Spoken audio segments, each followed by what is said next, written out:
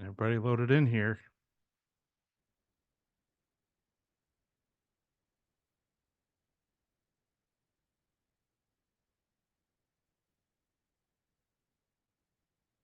All right.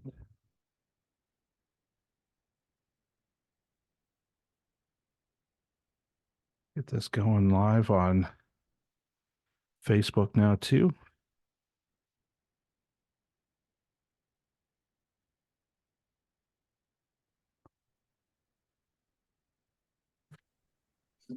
Hey, Ben. How's it going? Okay. Everybody's so busy this week. Ben and I haven't had a chance to even talk, have we, Ben? It's this week has flown by. How's Absolutely everybody flown doing?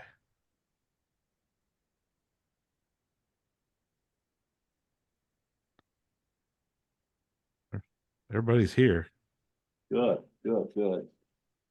I got to tell you, we were out yesterday. We drove up to Chicago and if anybody makes it that way, my son turned 16 this week. He turned 16 on Tuesday, got his driver's license, and he is very into Microsoft Flight Simulator. And if you're any of you that might be into this, there's a very cool thing that they've done. So you can do the game, you can play, but they have this external network called VATSIM where people from all over the world act as air traffic control, and people are able to fly and they have to give real commands. And so the whole, like thousands of people are playing it like in the skies all the time. And so my son has gotten really, really into that. He's likely he wants to become a pilot. So for his birthday, we drove up to Chicago, and they have it's called Extreme Flight Simulation. I'll hold up the photo and see. That is him sitting in a basically a makeshift cockpit of a 737, and then the guy who owns it is an actual American Airlines pilot. So he sits in the co-pilot seat, and you get a 2 hour flight. So they flew from O'Hare, but the whole like it's all there's a screen in front of you. So when you're sitting in the cockpit, you see like O'Hare ground, and you fly up, and so uh he flew from O'Hare to Detroit, and you have to taxi all the way to the gate, and you have to follow all the commands and everything, and then they taxi back you up, but it has literally, I mean, this thing is $300,000. They said to build this whole thing, and they have all the switches and all the stuff, and so he is on cloud nine.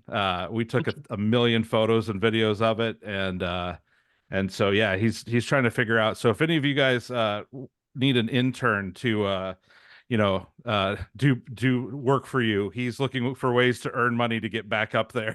He's like, I've got my license. Can I just drive up there? I'm like, no, Oh, you cannot. But yeah, we'll go up that way. So that's what we got to do yesterday. It was super cool. So how about you guys? Anybody done anything cool this week, or big projects, big wins? I had a couple questions come in through the week, and I wrote them down, and a couple of them I want to save for later as we get going. But one of them had to do with manometers. You know, we talk about the value of a manometer. In my opinion, the value of a manometer is well,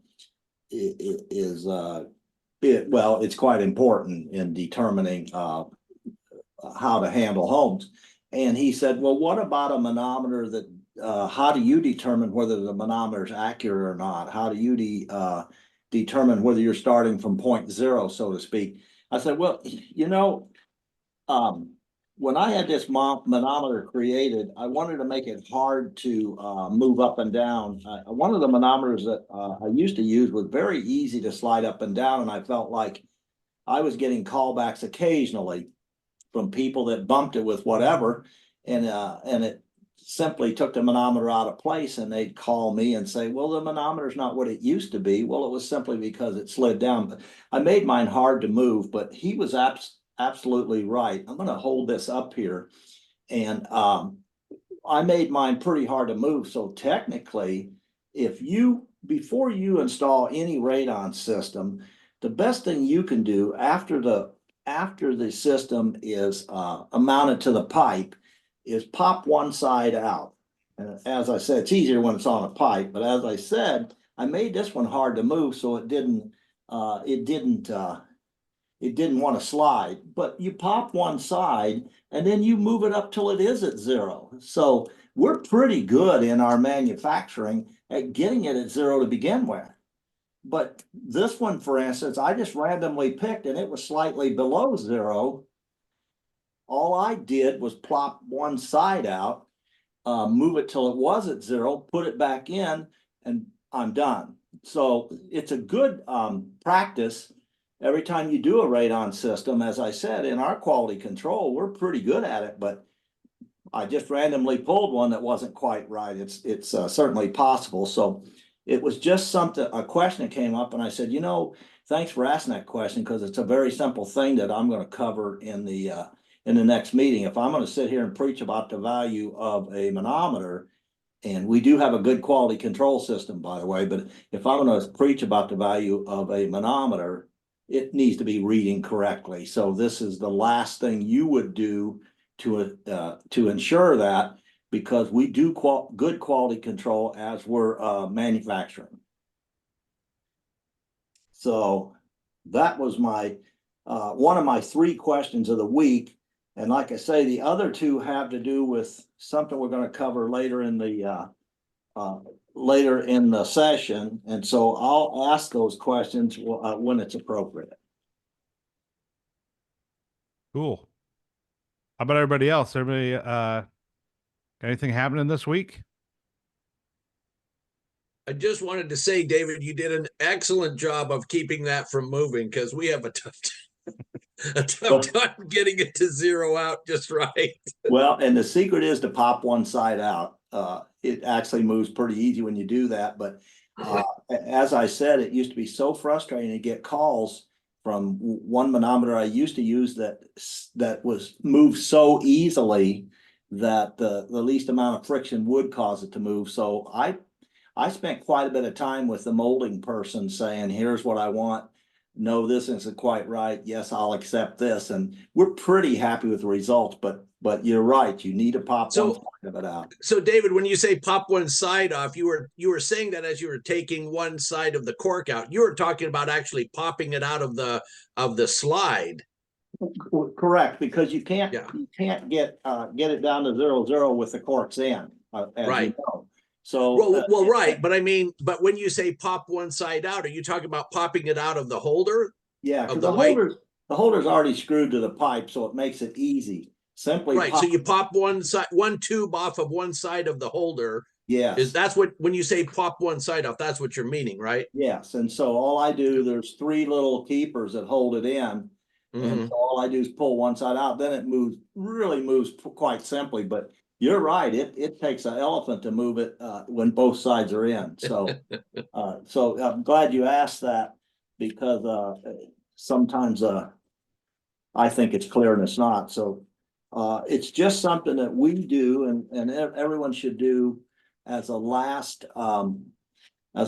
thing when they're mounting a manometer.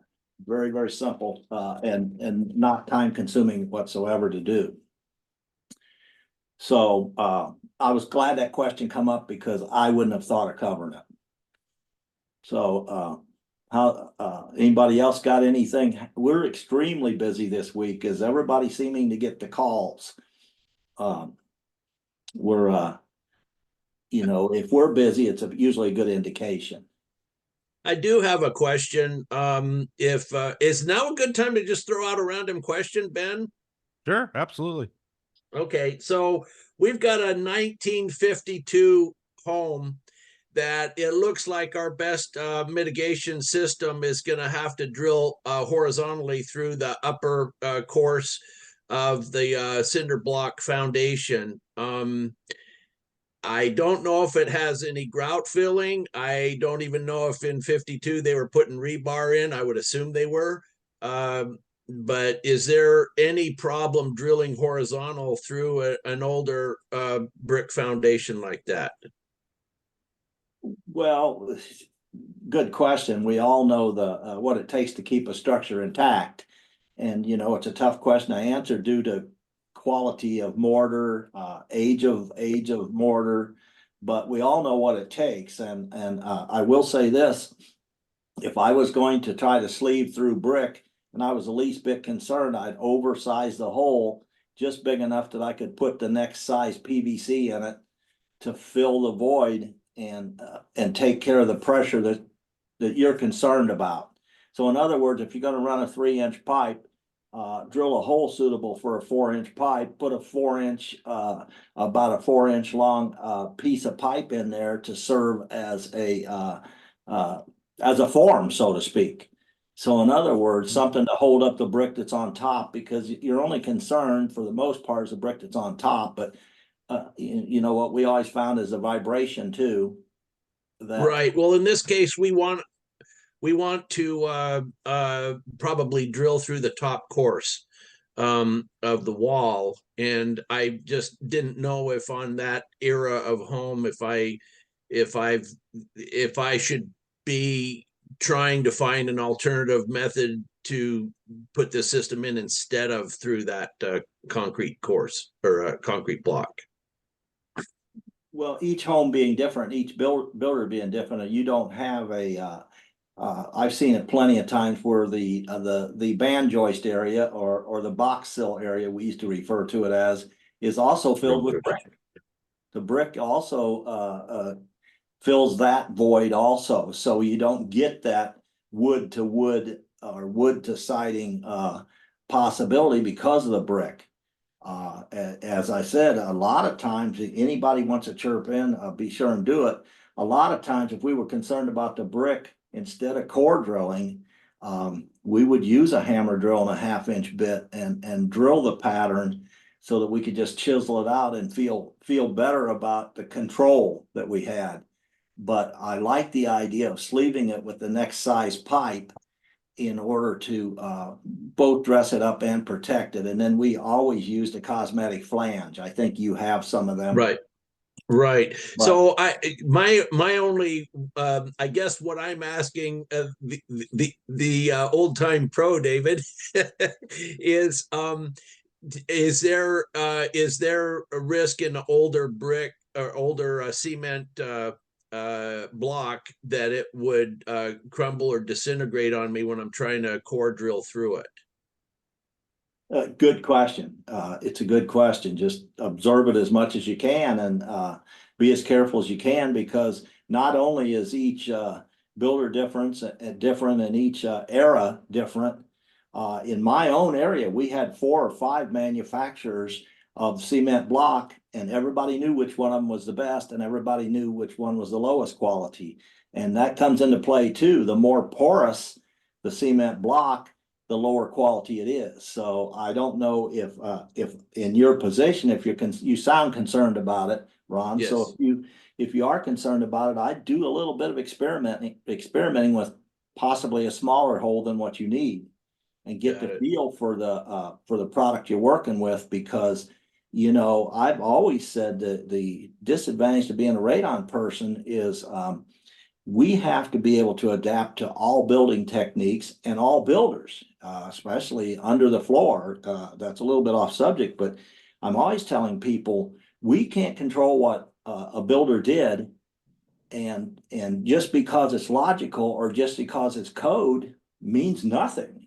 We have a saying in my part of the country that's full of my friends, the farmers, the greatest farm ground in the world, so they say.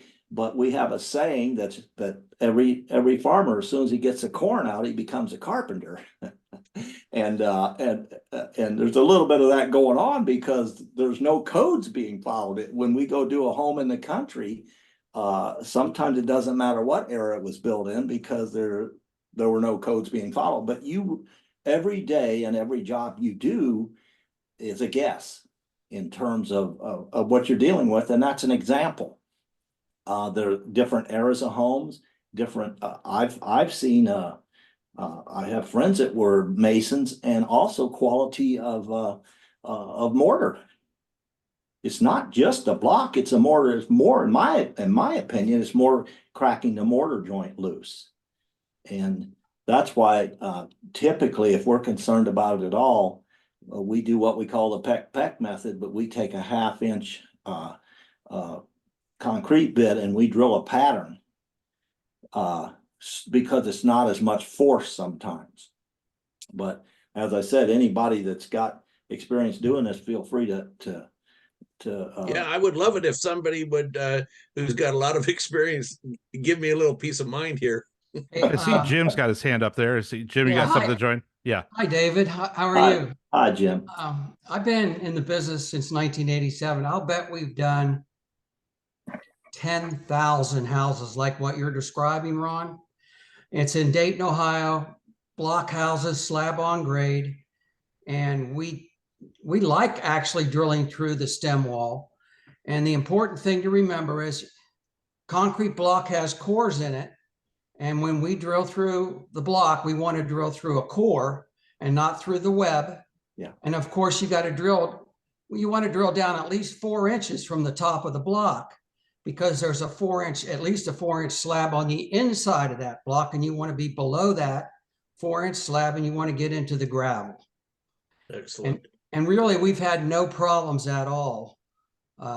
You understand that on top of that block, you may have a brick ledge, and then inside that you have a exterior stud wall that has a sill plate that's sitting on it. So you're not going to weaken that house in any way, because you're only taking out a small, even if you blew that block out, you probably wouldn't even hurt the structure of the house. But obviously, That's what I was thinking. Yeah.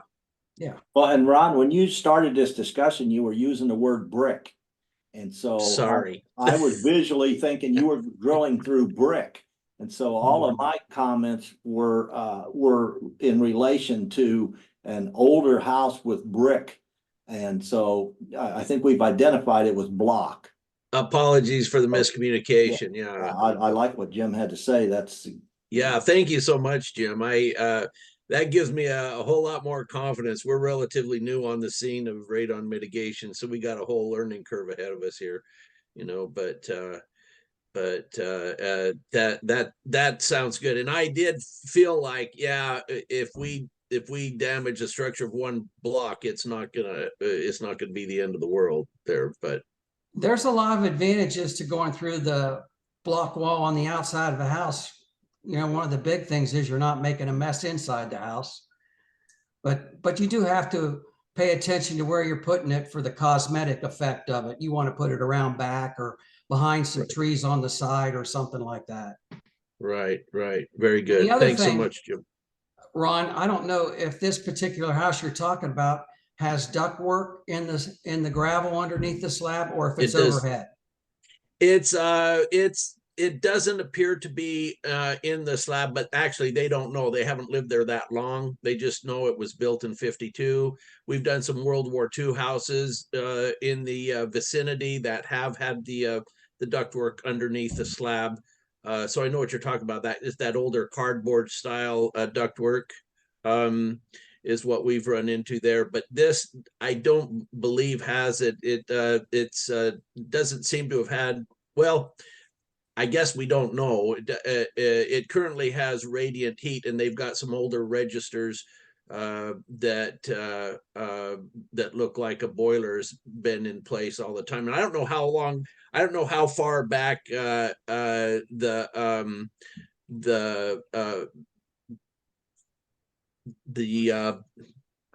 boilers and furnace thing, what was, I mean, I know that there were furnaces back in the World War II houses that we're dealing with, but when did they start using boilers? Is that an age-old thing, long before furnaces even, or those if you've got 1932 boilers, then you houses. have water pipes under the slab. You really got to be careful.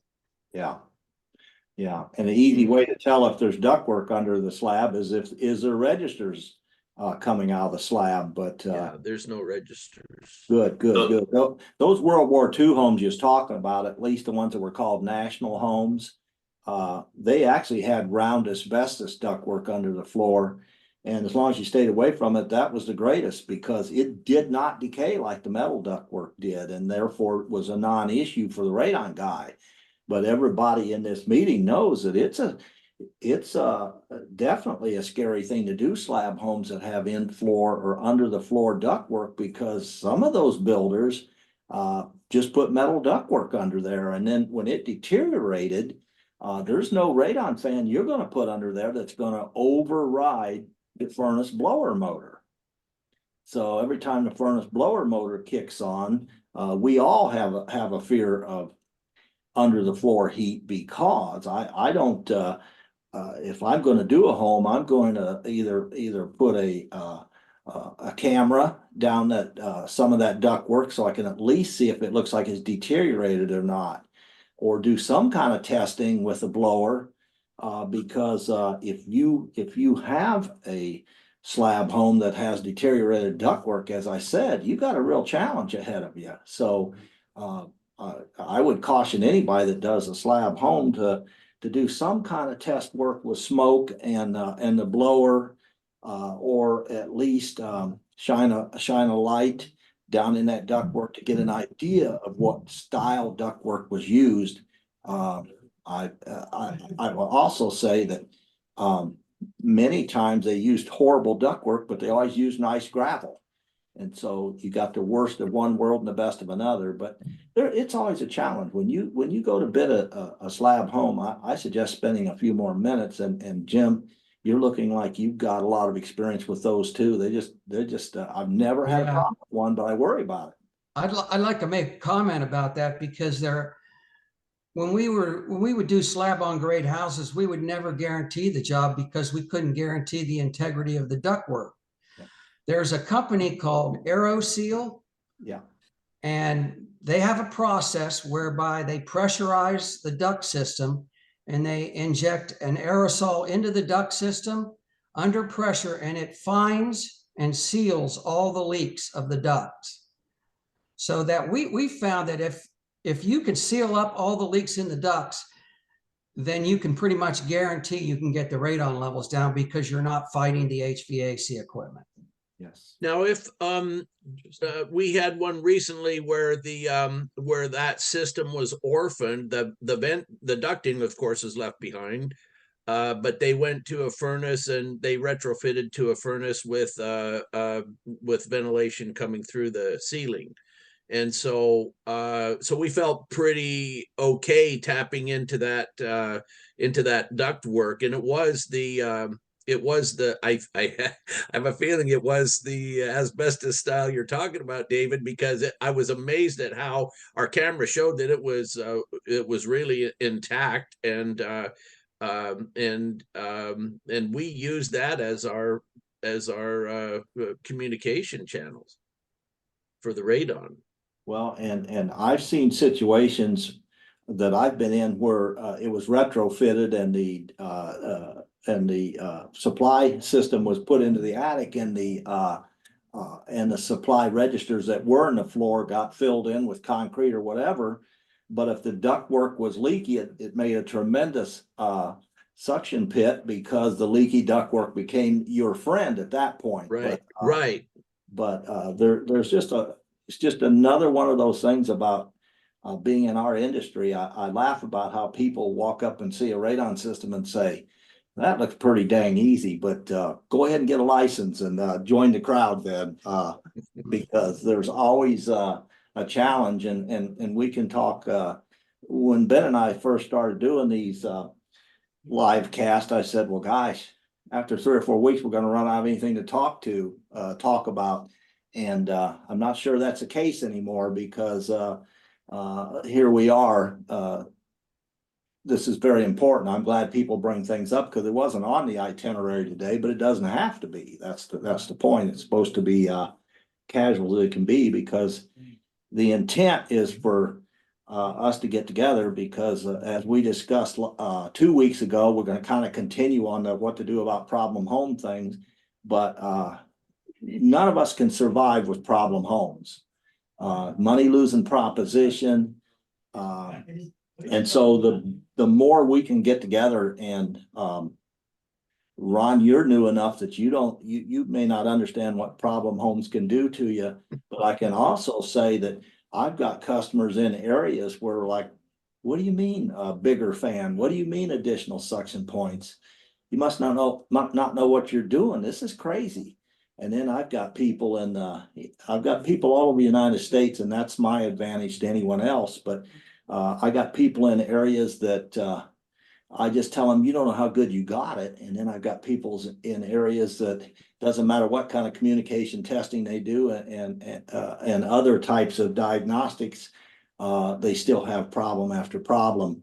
And it's not the mitigator, it's I always say that nobody can teach the subject totally, because topography plays a big portion of what we do. You're in Alaska. So, and by the way, where do you put your fan in Alaska? We put it in the basement or the crawl space. All right, everybody hear that? Because that's an upcoming discussion. I'd like to say you can put a hot water heater in a basement, and if the flue gets knocked loose, it kills the family, but you can't put a radon fan in the basement.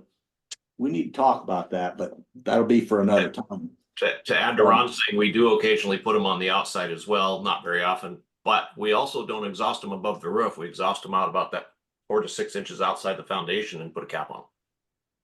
Yeah. A critter guard. Canada? No, Alaska. I'm right by Ron. But the reason we do that is because that tube going up the wall, all that humid air freezes, and in the first sunny day, all that ice dislodges and wipes your fan out. Well, we're really getting off subject today, but one of my topics I want to talk about is we should all get together and ask our EPA. Somebody needs to give. I want to see legitimate information that tells me the re-entrapment rate of radon, and I want to know why we can't put a fan in a basement. It would save the consumer a lot of money, and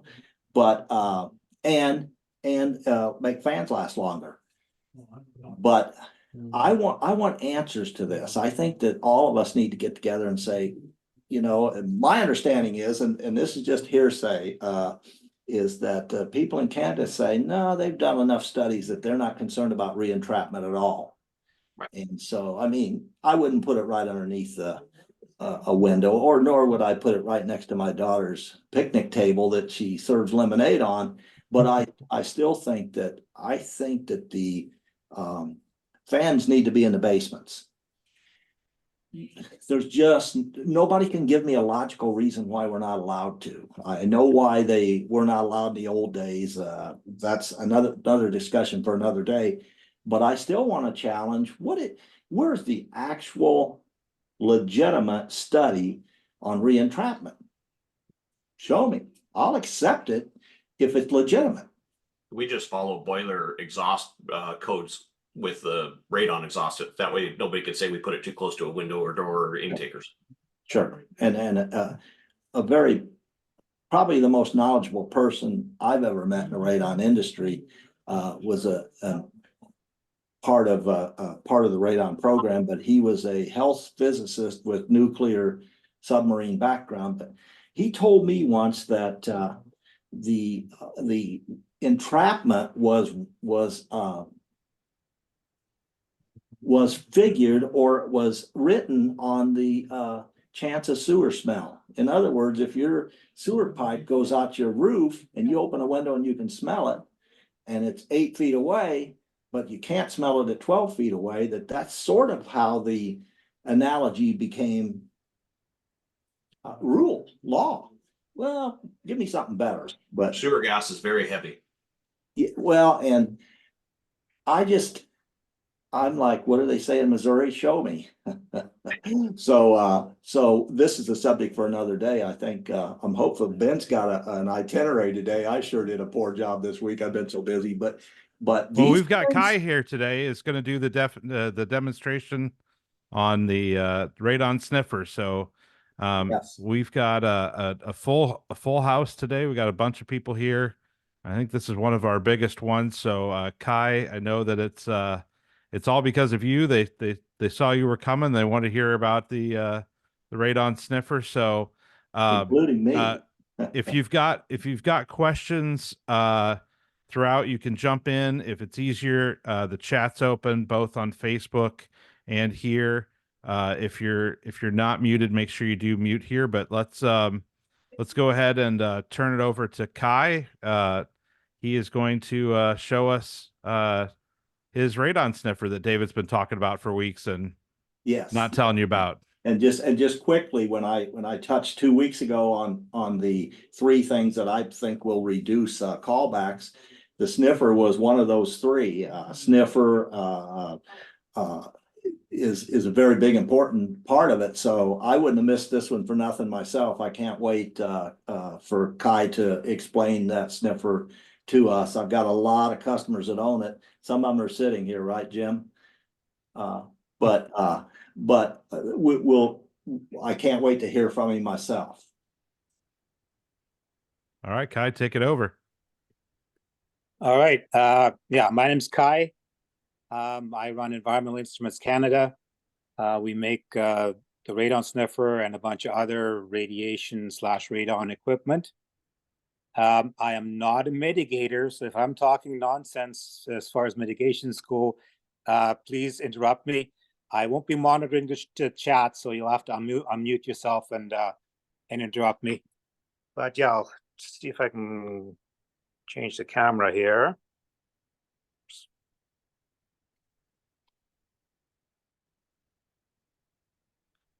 Here it is. So this is the picture of the sniffer and the case. That's a cheaper plug foam case. We also make one. We also sell one that's Pelican brand, and then the routed foam. The plug foam is just fine if you leave the sniffer in there most of the time. If it comes in and out a lot, then the plug foam becomes annoying and comes apart. So the unit itself looks like this. It has, it has an inlet filter.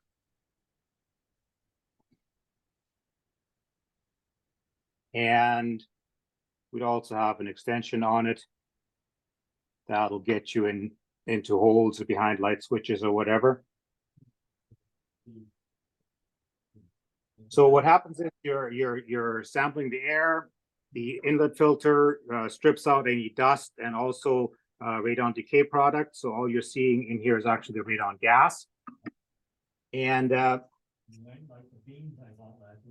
so it has a local control here. Right now it's on short. That is, it's displaying the average radon concentration over the last 15 seconds. So in my house here, that is, it'll jump. It's pretty useless because levels are so low. So it'll jump between 0 and then it'll jump up to like 6 picocuries per liter. So it just got a count. So it just jumped to 7 picocuries per liter. Again, because you can only see 1 or 0 counts, and in over 15 seconds, 0 counts correspond to 0 picocuries per liter. 1 count corresponds to 7 picocuries per liter. Push the button one time. That's the long average. That's the last 5 minutes of radon. So it's telling me I've got about 1 picocurie per liter here over the last 5 minutes. So that reading is more stable. And then hit it one more time. That gives me the average since I turned the unit on this morning. So that's about also about 1.9 picocuries per liter. On the newer models, we're adding an exhaust port here.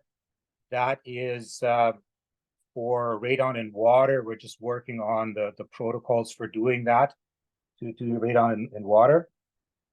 The unit connects to a phone via Bluetooth. So the main screen is essentially the parrots back what the what the display on the unit itself shows.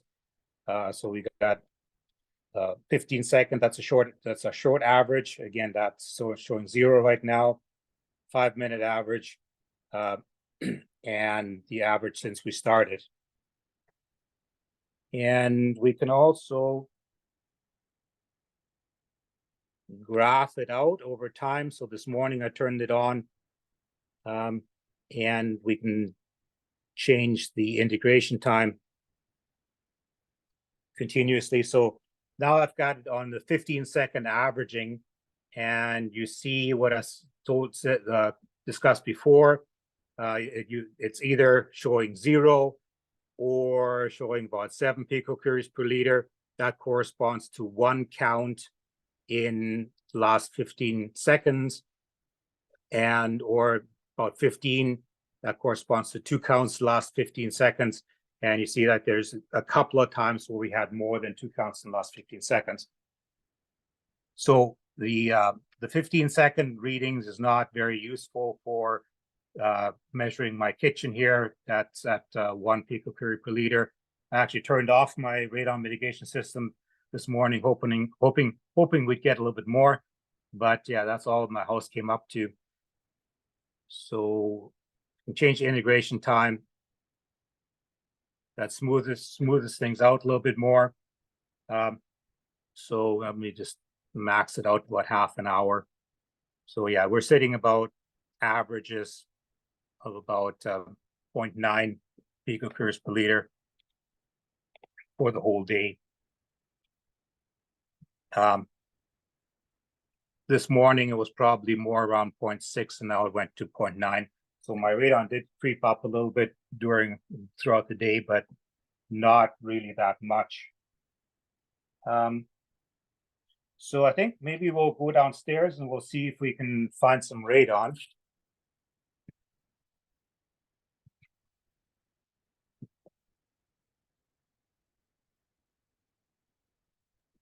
Kai, as you're moving, I'll tell you that Nick in the chat said he uses this Radon Sniffer on a regular basis. He said he absolutely loves it. It's very easy to use and informs some of our more difficult decisions. So that's coming from Nick. I know there's some other people that are using it as well. Thank you, Nick. I'll buy you a beer at the ARS conference if you're there. Now everybody else is saying, I wish I would have said something. Free beer.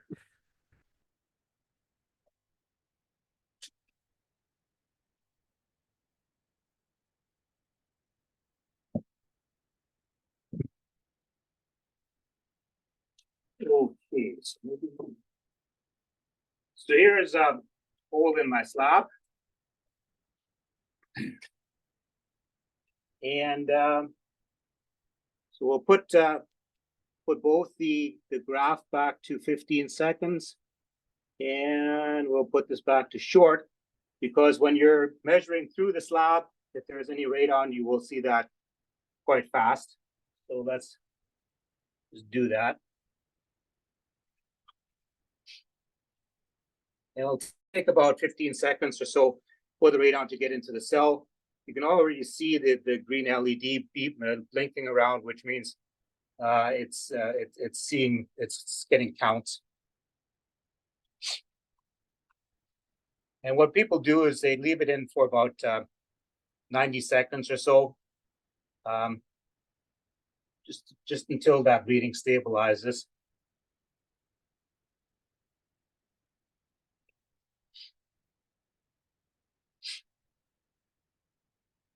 So it's still climbing. We're at 500 picocurie per liter here. And if you look at the graph, it auto scales. So all our little counts this morning are down here, and we're reading up there.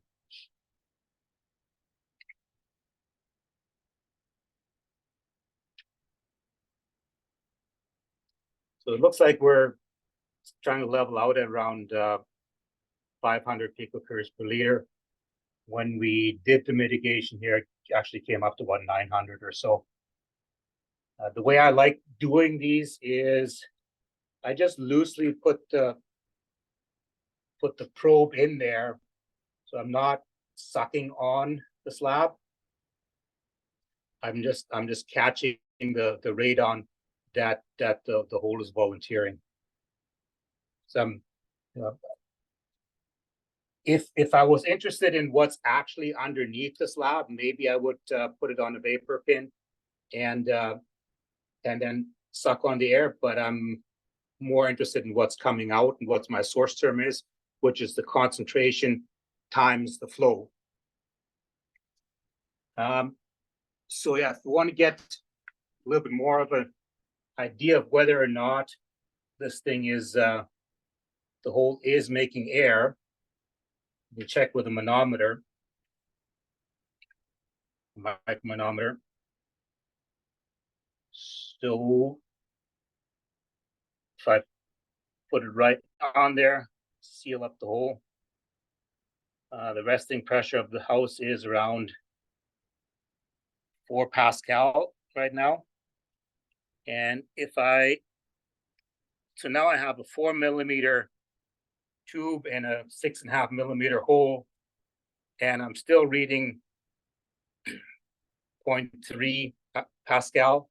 So that means that even not sealing up the hole, I have enough pressure or enough airflow there that I'm reading a pressure there. That means I've got a fair amount of air coming out of this hole. So now that tells me I have high radon concentration and I have significant airflow out of there. That means it's a significant source.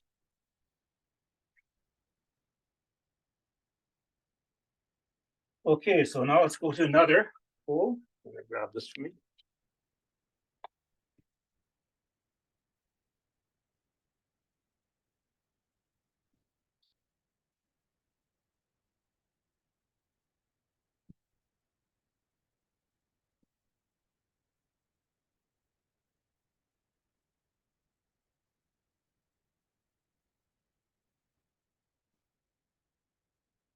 One of our claims to fame on this radon sniffer is that it recovers really fast. So you see our short average here went back down to 0 or a few picocuries per liter.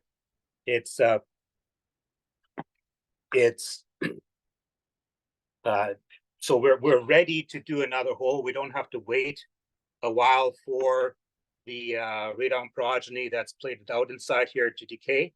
Where you see there, the light is still blinking away, which means it is getting counts, but it's smart enough to know that most of those counts are from radon progeny that's stuck inside the cell rather than what it's sampling right now.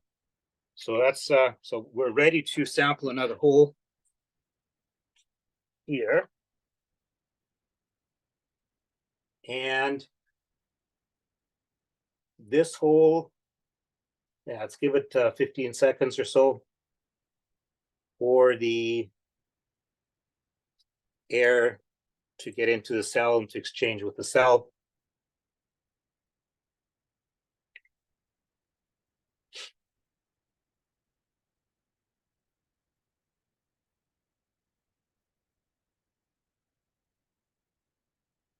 And our radon concentration here seems to be leveling out at around a couple of hundred picocuries a liter. So the concentration in this hole is quite a bit less than over on the other side. And also, let's go back to the pressure. Let that settle out for a bit.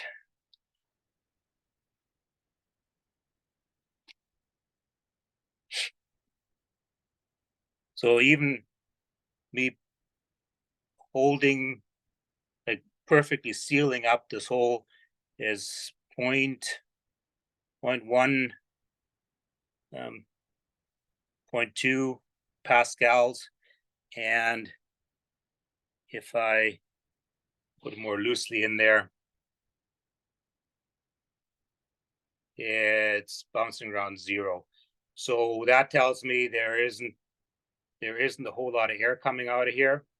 and the air that's coming out is not as high radon as I had over on the other side. So this is like a very small source compared to the other one.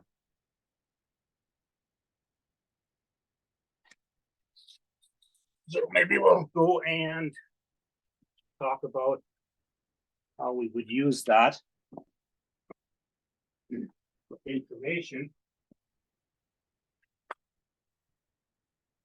So yeah, I think how you'd use the information is that you use it to inform what type of mitigation you're dealing with. If it's a subslab depressurization, a block wall, or a crawl space, it'll inform how many suction points you need and where you want to put them.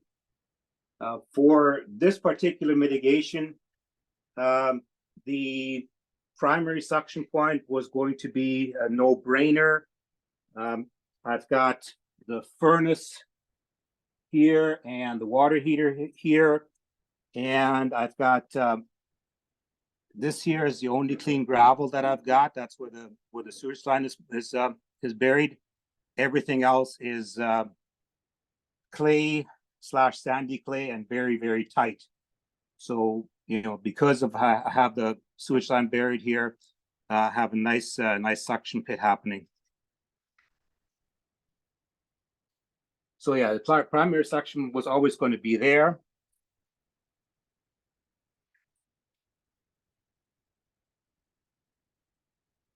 So yeah, this is, by the way, you guys were just talking before. This is a Canadian install. We got a fan inside, and we're exhausting outside the wall, just straight out where it comes out, because we can't work outside because the mosquitoes and bears and wolves will eat us. So that's why we're going straight out. We talked about the shock losses on this Y here, but we decided that was not a big factor. So yeah, the idea, so we decided, okay, our primary connection point was going to be here, and secondary suction was going to probably come down about here if it was needed. Well, it turned out that from a pressure field extension point, it was needed because there was, you know, we drilled the 4 holes, 1, 2, 1, 2, 3, 4, and there was okay communication to these holes here. There was hardly any to that or that. From a radon point of view, this one here would have been iffy. There was, you know, like I said, that was the one where we're measuring low radon and almost no air. But this here, that point, that did make actually more radon and more air than our hot point here. So we decided, one, yes, we do need that secondary suction point, and because we found that we have way more radon coming out here than here, we also decided to move that closer to this this finished room to make sure that we actually got this radon here. We didn't really care much about that radon here.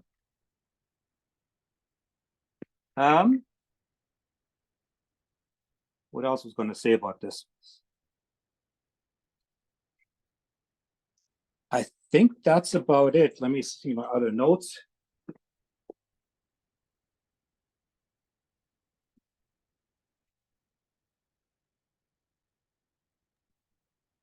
Oh yeah, so people use the sniffer for, you know, to check the subslab,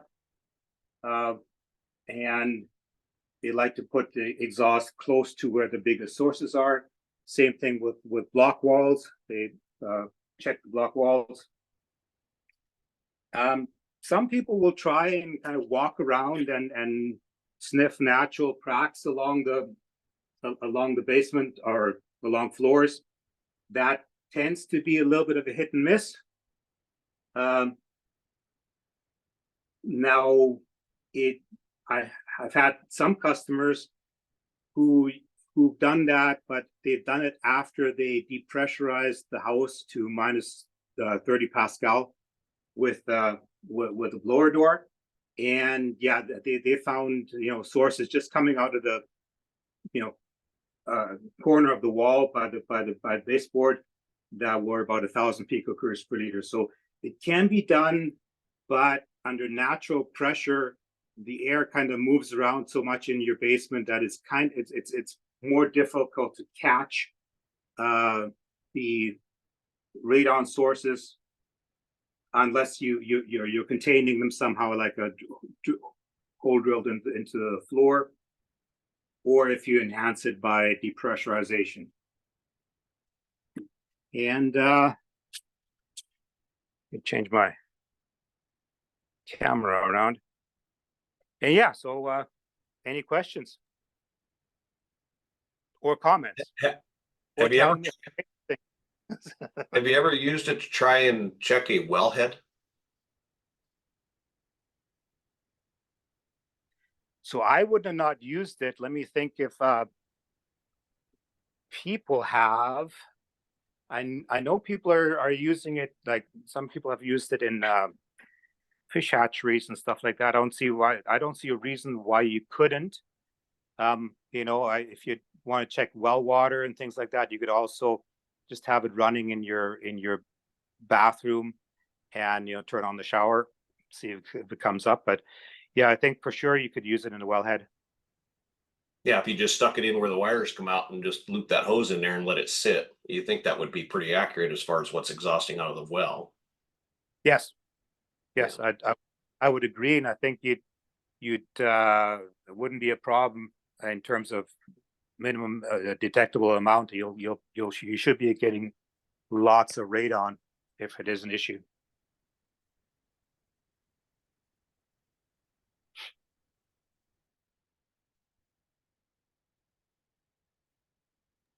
David, it looks like you're talking, but you are muted. Kai, this is David Smith. Hey. Some of the customers would like to know about calibration or maintenance requirements. So we don't prescribe calibrations. It's pretty obvious, when it's not working anymore, it's not counting. And so, a failure mode would be a totally quitting counting, or that the sensor gets noisy, and then you get like reading 1,000 picocuries per liter in clean air. So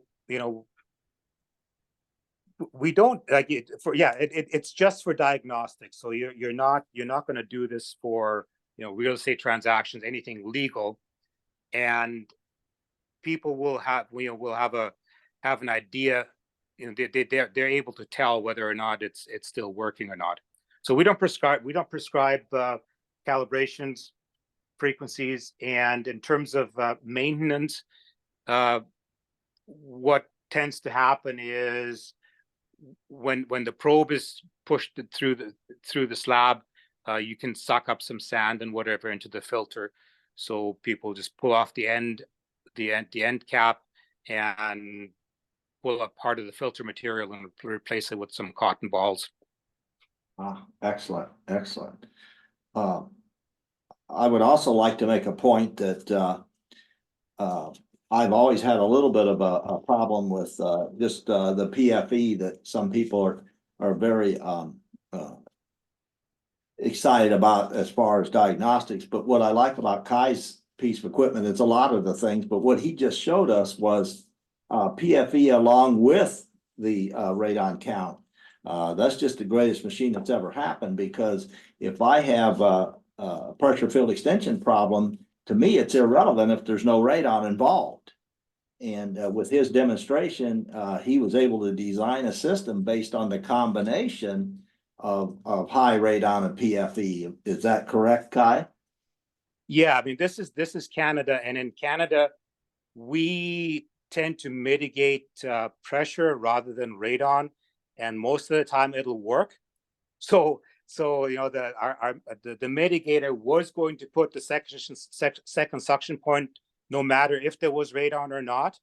But, you know, and I wouldn't have minded because I just use this basement for storage. But if, you know, if this was a finished basement and I had no radon on, you know, this side of the house, then I probably wouldn't have put a second suction point.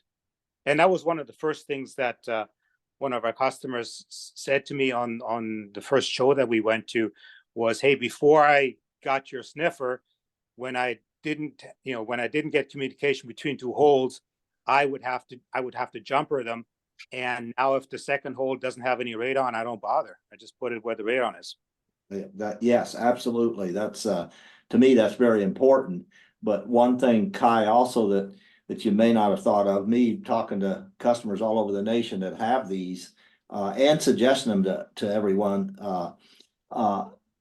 great sales tool. In other words, if you're listening, Lawrence out in Portland, Oregon, you were the one I think that told me about the product. But anyway, and Jim, I think also take them to your bids, because it makes you look a step ahead of everybody. Because how many times you go to a bid and that customer say, well, I wonder if it was this open sump pump basin, or I wonder about this crack, or what about this floor drain? If you have this piece of equipment, it's pretty well guaranteed anyone else bidding the job will not have that piece of equipment. So Kai, I'm here to tell you, it's also a great sales tool. Maybe a portion of it that you haven't considered, but you guys need to remember that the more professional you can look to that consumer, and the more impressive you are to them, and the more knowledge you gain during that bid. So I think, Jim, you said you take them on bids, correct? So I actually had two Femtotech 410s, which are radon detection devices that have a sniffer built into them. And I used them for quite a while doing diagnostics.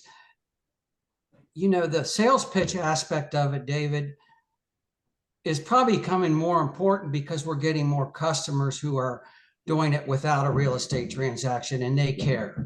Yes. But still, the vast majority of our work is real estate transaction, and the seller doesn't care, and the buyer's not there to see. So we still do use some diagnostics, but not as much as we used to, really. Experience. Well, right. And we all need to realize that percentage of, we call them concerned citizens, increases every year. When I started 25 years ago, it was over 90% real estate. And in my part of the country, it's down in the 70s now. And I built an entire company with doing no real estate work with different sales techniques. But it was just something I worked hard on because it was I was bullheaded about it. But we need to all remember that look at the trend. Jim, as you just said, you do more concerned citizen work than you ever used to, but that's not going to stop because of awareness and education. But you know, back to the subject, I'm still very excited that Kai was able to come, because I found this a great tool for many uses. And everybody that owns one, including my own crews, I can show example after example about how you might be scratching your head about what to do next in a home, but it helps you make that decision based on what Kai just showed us.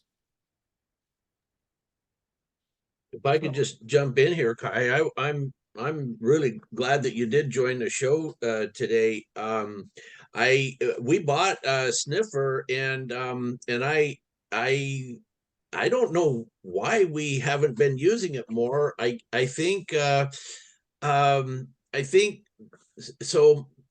So I find that interesting that in Canada you look for reducing the pressure, and the radon is kind of a side product. It evacuates with depressurizing the slab, but you're doing it for a different reason with a net gain on radon reduction. I think that's very interesting. it is for radon mitigation, but the pressure field, the subslab is the main tool that is being used. Oh, So yeah, so okay. the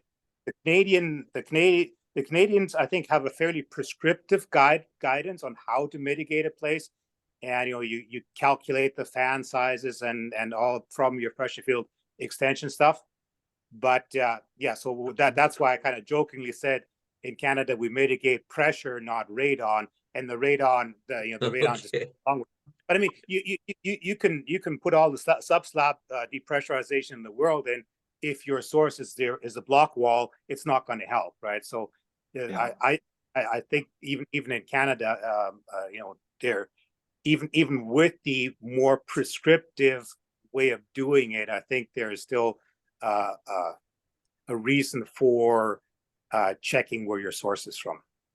Yes. Nice. I really appreciate you coming on board with us today and explaining all this. It's going. When we first bought it, it was a cool new tool, and we used it a fair bit, and then somehow we just got using it less and less, and now it kind of we saw this presentation coming up. It's like, oh wow, we got to refresh our memory why we bought this thing, because we were using it more as a sales tool than anything else, as David was talking about.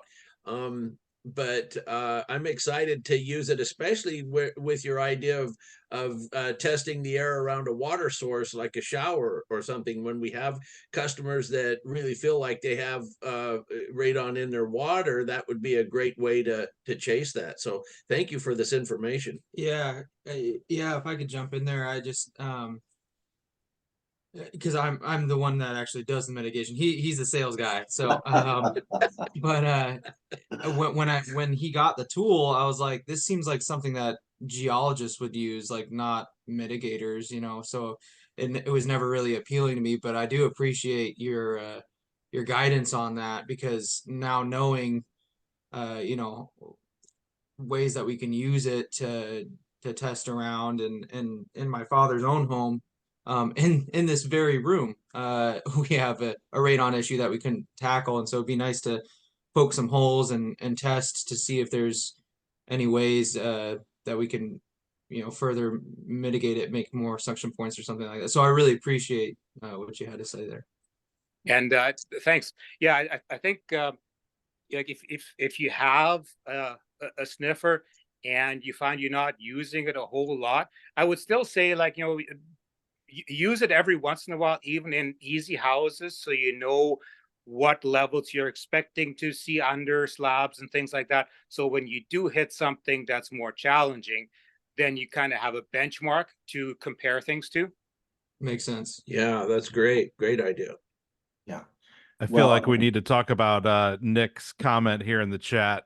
Yes. If you don't see it, it says, I take my sniffer to bids where the homeowner is skeptical or even just curious. I turn up the volume on my phone when the counter is beeping rapid. It helps demonstrate that the tool is detecting a major source. I think they associate the sound with radiation detection in movies. I'm picturing the Ghostbusters. Kai, can you add that where it spreads out and it, like the Ghostbusters detect? That would be, you'll sell them. Just that's like a little added fee, but it'll make it beep and makes danger. Sure. It's a good point. It's important, as Kai showed. What we mostly use it for is a problem home where you're just like, okay, what is causing this problem? And as a quick example, we're getting to the end of the hour here. We're trying to keep that down, but as a quick example, we were in a farmer built home, as I was discussing jokingly earlier. There wasn't going to be any communication test anywhere that was going to be anything but a waste of time. But we were trying to determine, in my part of the world, you'd be amazed how many times garages influence the outcome.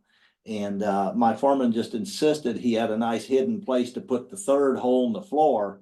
And I was leaning towards the garage, and I said, well, there's one way to find out. So we drilled a hole in the floor, and put the tester in, and gosh, we were only 5.9, which Kai, as you know, pretty low concentration for under a floor.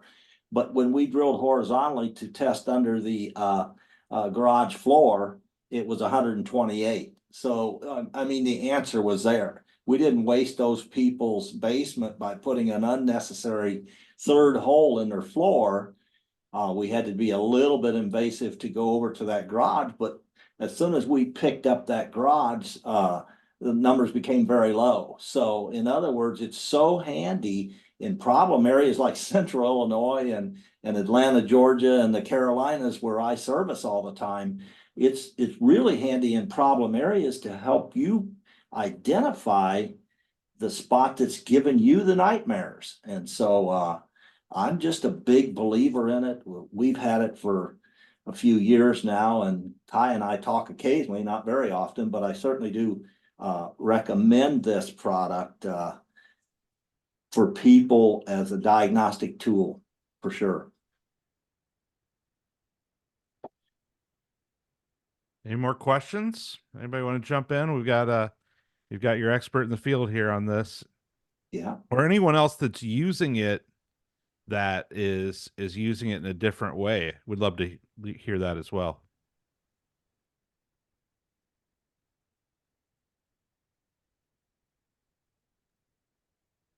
Well, once again, I'm thinking that most of the people on this call don't have it, or they'd be making a comment, because that's how much success this thing can generate. But I highly recommend, when you get to that point, or if you're fighting problem homes, as we've been going through the sessions on how to try to slow down callbacks on problem homes, I included it as my top 3 methods that have greatly reduced my amount of callbacks in a very difficult area to mitigate. So I recommend it because of what we've seen today, and what Kai showed us, what he proved to us the value of it was. So David, so you gave one example where you said, okay, we're not going to go through the slab, we're going to go under the garage. Like, what other decisions would it influence?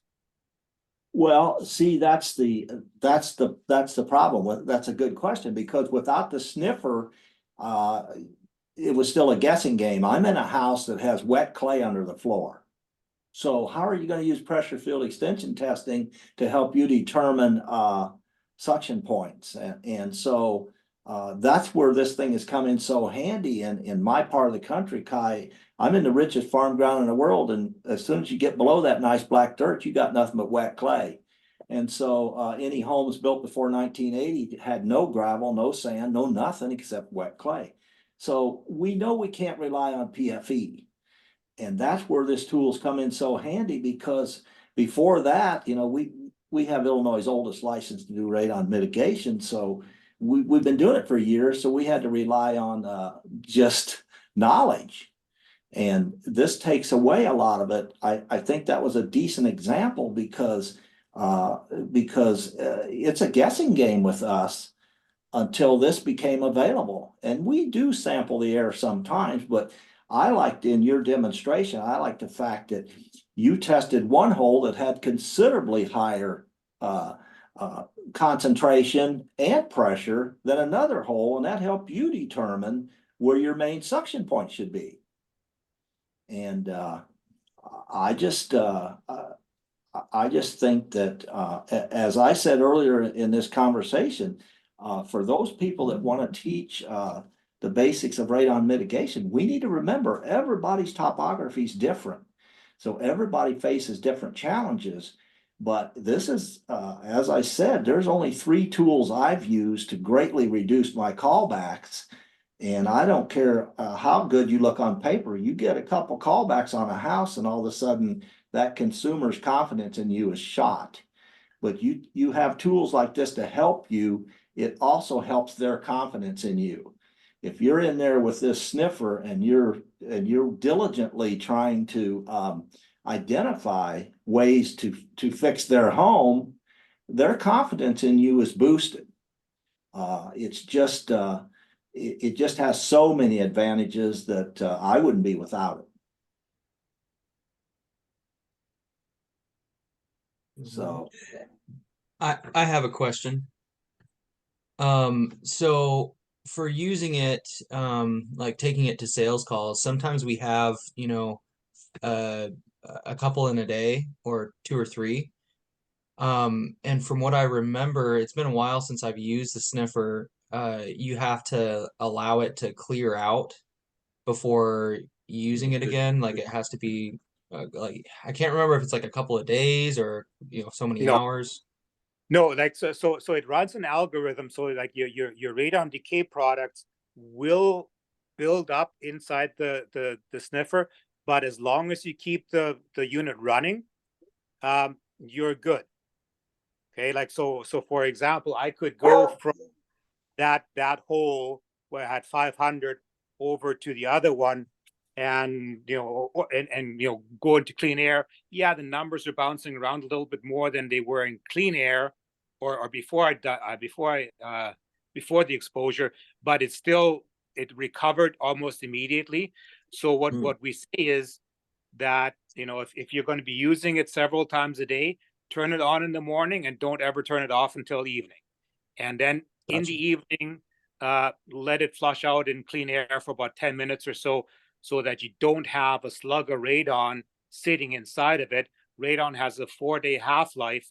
So, you know, if you have a slug of radon from your last underslab sample sitting in there overnight, that'll, you know, put lots and lots and lots of radon progeny in there. You turn it on the next morning, you're going to be reading high. But as long as you know, flush it out at the end of the day and turn it on in the morning and just leave it running all day long, it should be good. What's the Awesome. life expectancy? Thank you. The batteries. What's that? What's the life expectancy on the batteries on that? If you're going to run it all day, is how long does it last? It should be fine. It should be about 16 hours or so, 12, 16 hours. Back to your comment about letting it run from the morning till the evening. So it's okay to pack it away in the box and close it up and with it running, or should it be left out in the open? It would be okay, but it's a, you know, it's a really good opportunity to really get clean air if you let it, you know, sniff in, you know, your van as you go into the next job, because your truck will have very little radon. So that's a really good way of cleaning it out. So, you know, and resetting it to your zero.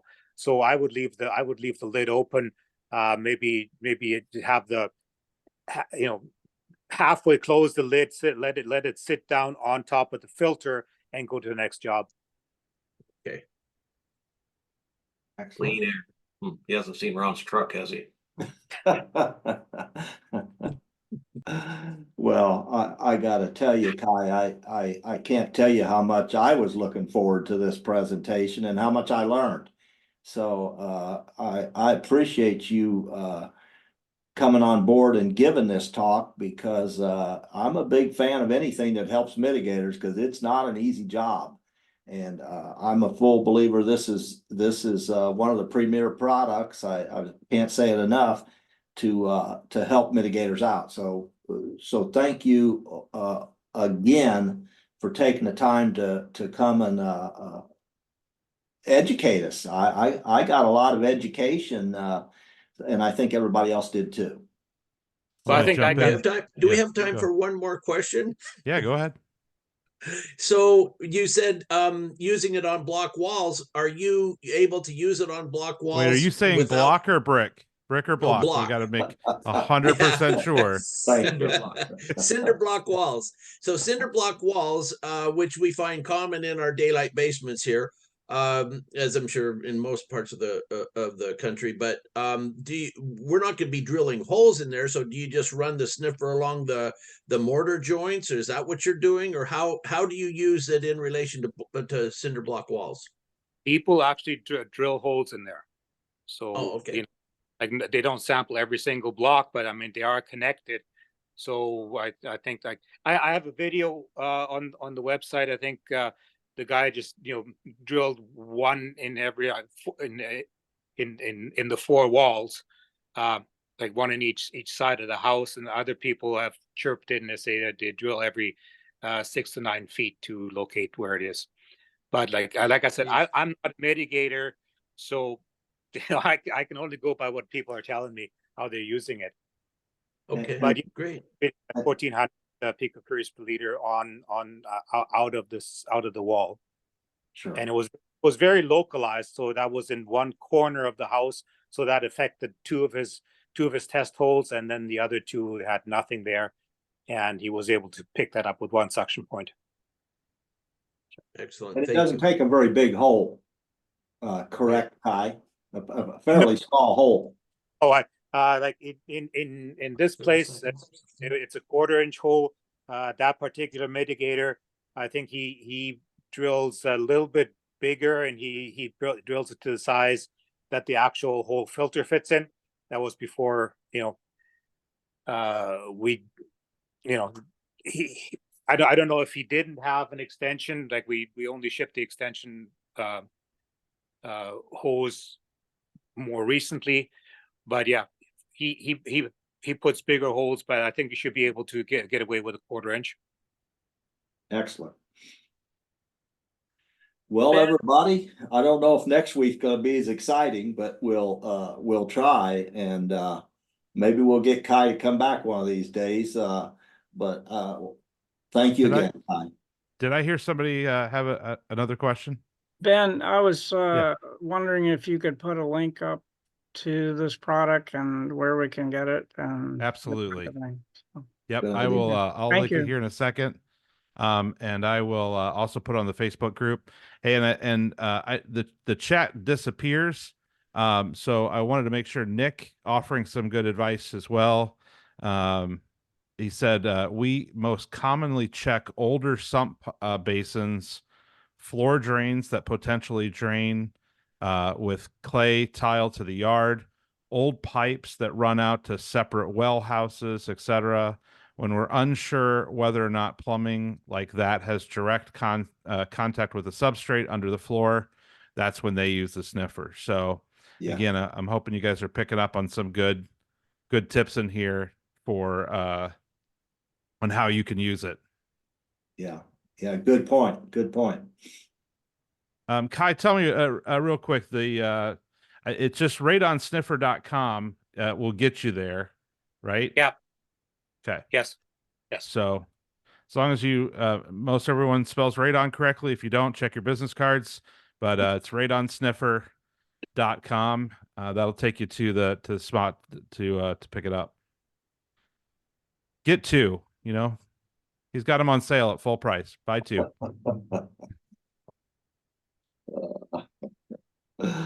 All right. If we don't have any more questions or things, I think we're good. Thank you guys so much for joining us this week, and we'll come up with something for next week. And we hope you guys go out. Hope you're crushing it this week. I hope you are in starting to put some of these things that we're doing here in these meetings and putting them into place. Don't sleep on this stuff. These are things that we're trying to get you to help, build and grow your business. So I'm hoping these are helping. And if you haven't joined the Facebook group, and you can join the conversation over there, and we'll see you next week. Thanks for showing up, guys. All right. Thanks. We'll see you. Thanks. Bye.